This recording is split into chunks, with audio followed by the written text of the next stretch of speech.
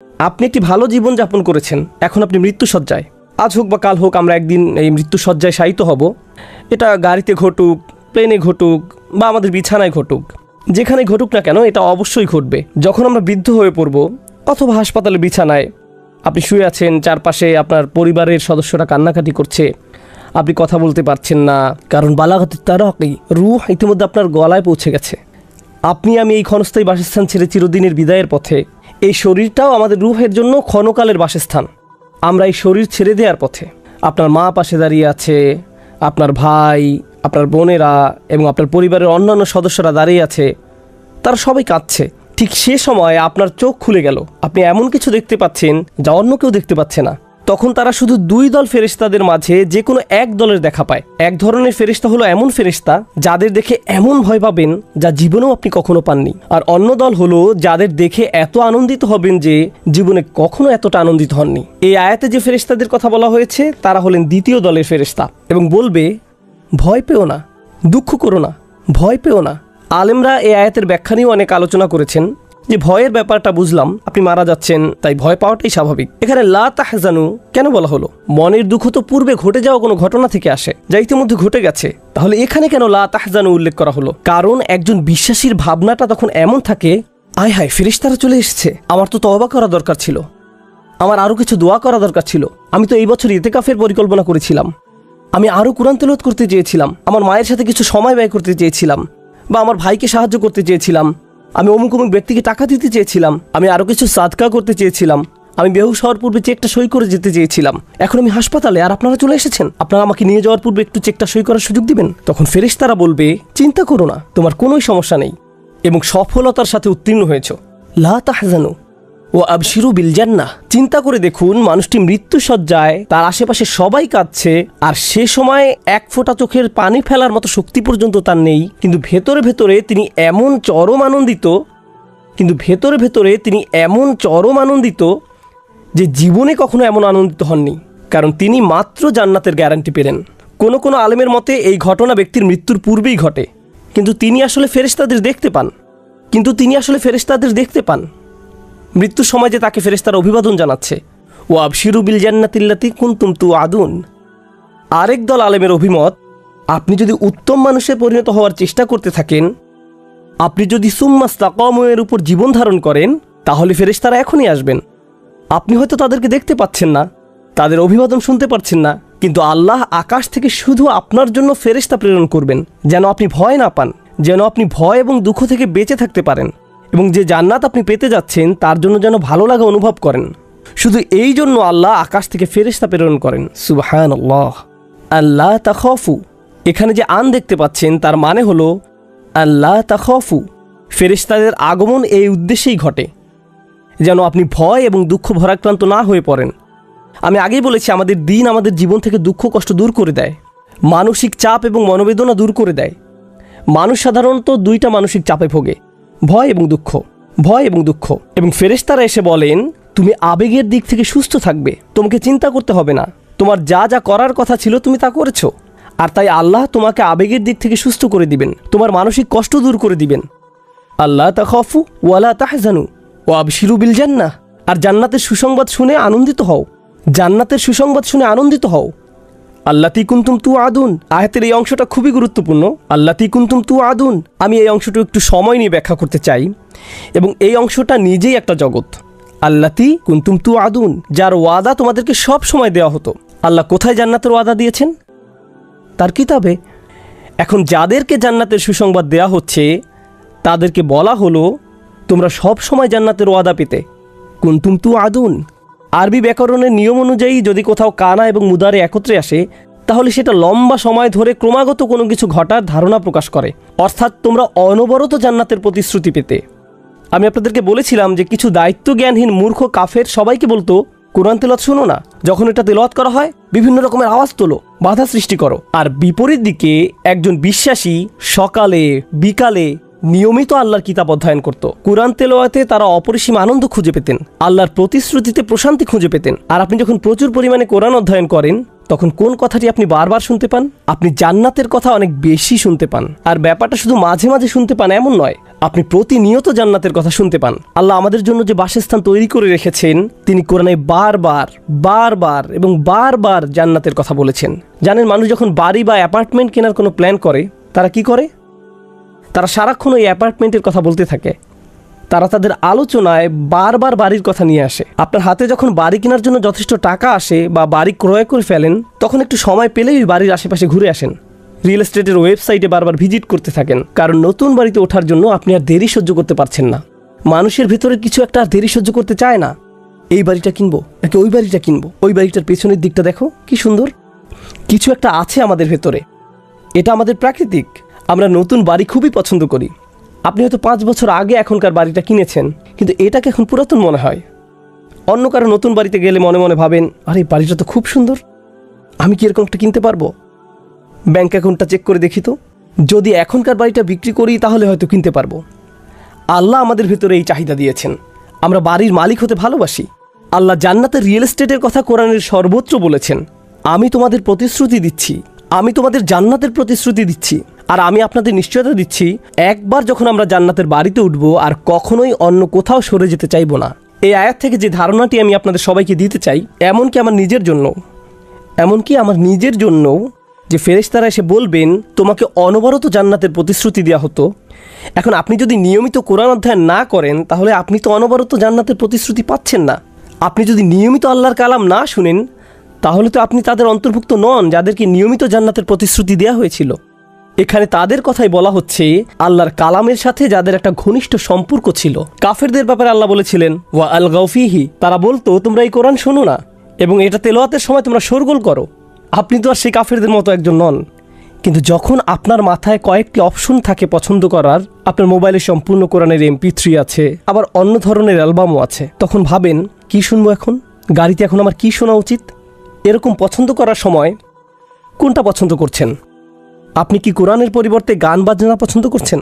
News কিংবা share বাজারের খবর শুনছেন? কোরআনের বদলে কি এগুলোর কোনো একটা বেছে নিচ্ছেন? কি পছন্দ করছেন?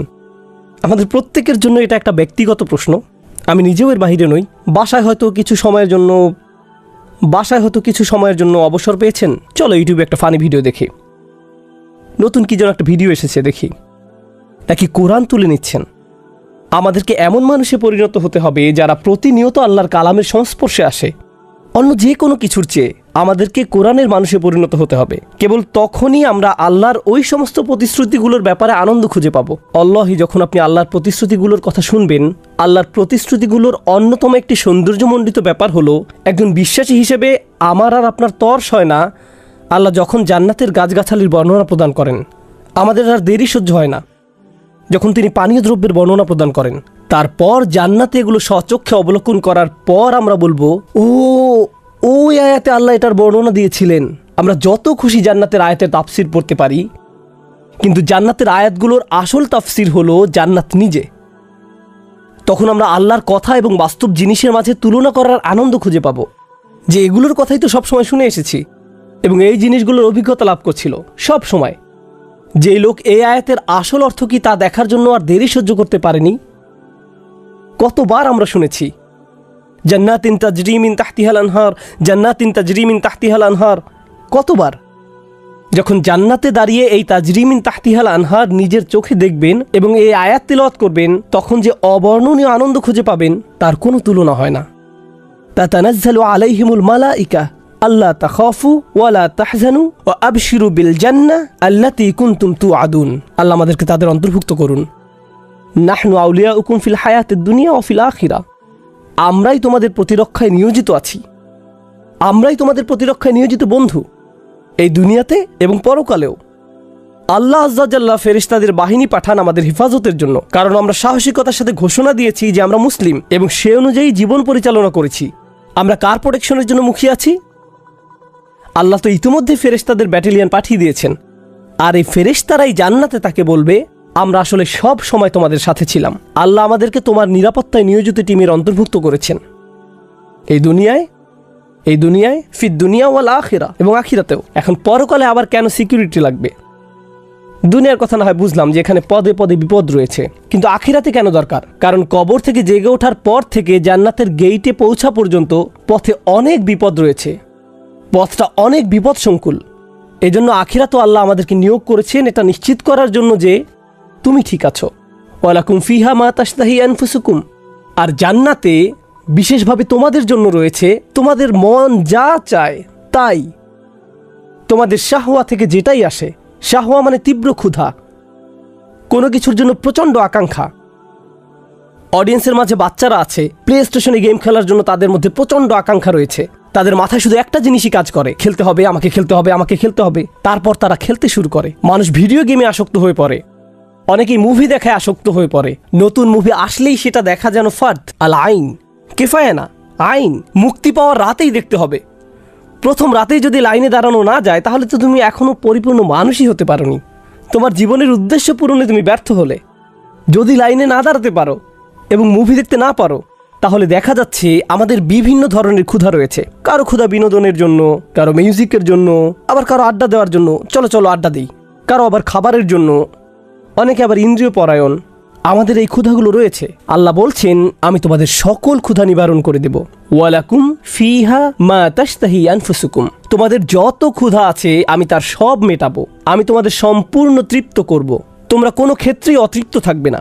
জানেন, এটা কেবল শুরু মাত্র। ওয়ালাকুম ফিহা মা তাদদাউন, ব্যাপারটা সত্যি অসাধারণ।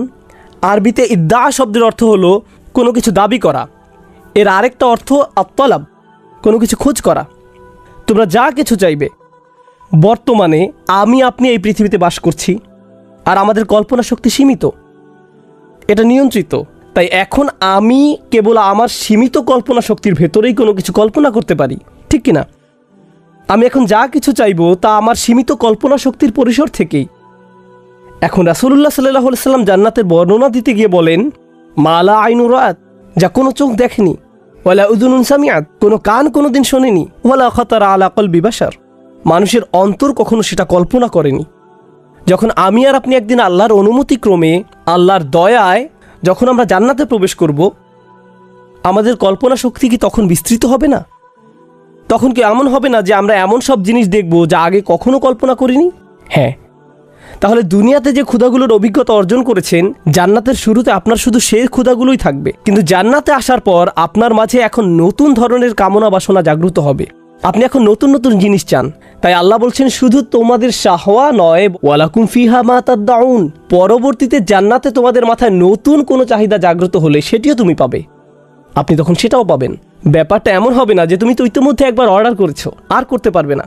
জান্নাতে এরকম হবে না।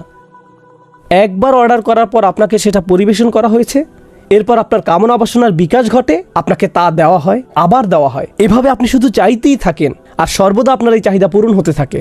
ওয়ালাকুম ফিহা মা তাদদাউন, জান্নাতের কি অসাধারণ বর্ণনা। কিন্তু সবচেয়ে অসাধারণ বর্ণনাটি আমি আপনাদের সামনে উপস্থাপন করেই আজকের আলোচনা সমাপ্তি টানছি। বর্ণনাটা পরবর্তী আয়াতে। আমি যেহেতু পাকিস্তানি বংশোদ্ভূত, তাই আমি উপমহাদেশীয় যে সংস্কৃতি তার সাথে মিলিয়েই উদাহরণ দেওয়ার চেষ্টা করছি। ইন্দোপাক সংস্কৃতিতে যদি কারো বাসায় যান, তারা প্রথমে আপনাকে লিভিং রুমে বা গেস্ট রুমে নিয়ে বসান এবং আসল ডিনারের পূর্বে আপনাকে নাস্তা, পানি, পিঠা, পায়েস এগুলো পরিবেশন করা হয়।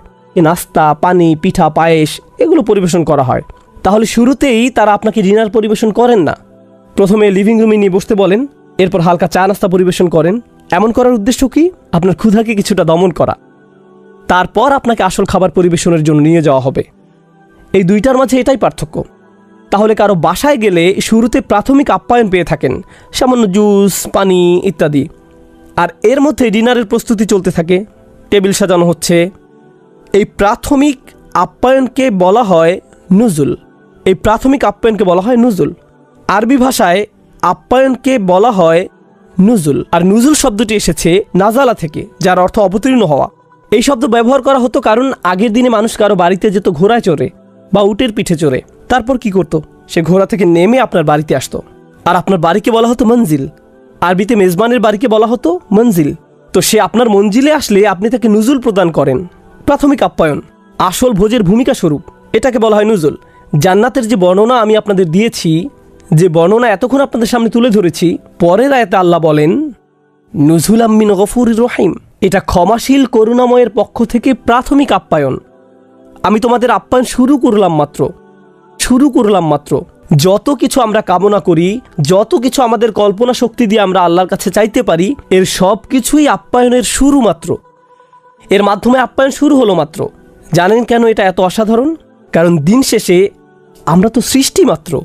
কতটুকুই বা আমরা চাইতে পারি, কত পরিমাণে আমরা চাইতে পারি।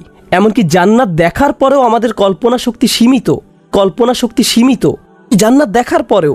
তাই আল্লাহ আমাদের এমন সব জিনিস দেবেন আমাদের চাওয়া ব্যতীত, যেগুলো এমনকি আমরা কল্পনাও করতে পারি না জান্নাতে প্রবেশ করার পরেও। আর এই সব কিছু তোমাদের পরবর্তীতে দেওয়া হবে, যা শব্দ দিয়ে প্রকাশ করা যায় না। এরাই হলো জান্নাতের মানুষ। এরা দিন পালনে সাহসী, এরা ইসলামের জন্য দাঁড়িয়ে যায়।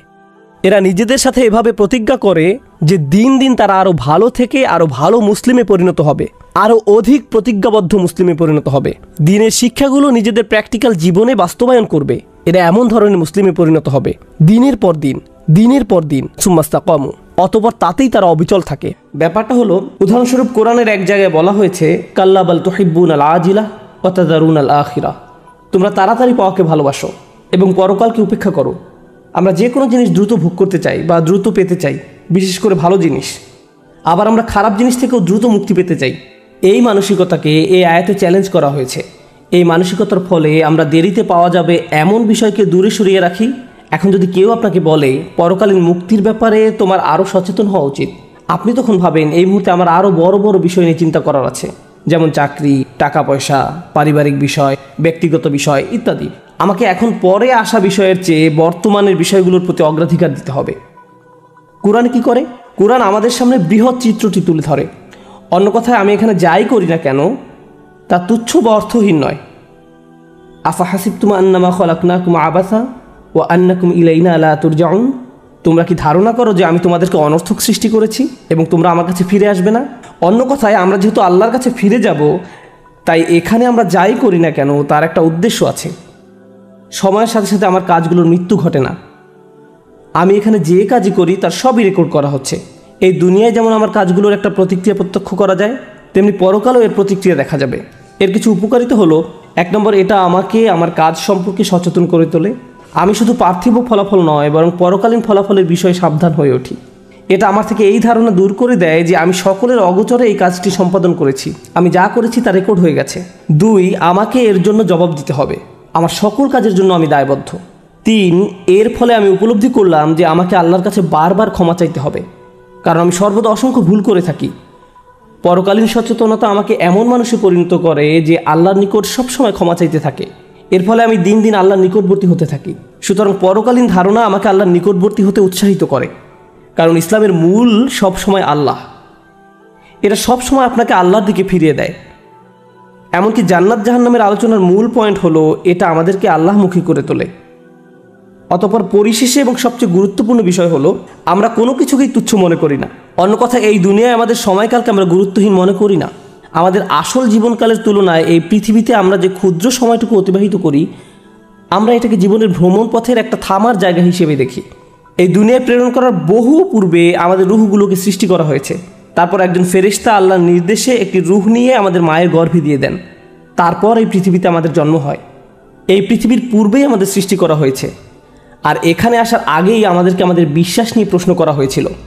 আর মৃত্যুর পর আমরা অন্য আরেকটি জীবনে পদার্পণ করব। প্রজন্মের পর প্রজন্ম ধরে সেই জীবন চলবে। অনেক মানুষ হাজার হাজার বছর ধরে কবরের জীবনে রয়েছেন, ওইটাও জীবনের আরেকটা অধ্যায়। আমরা এটাকে জীবনের সমাপ্তি হিসেবে দেখি না।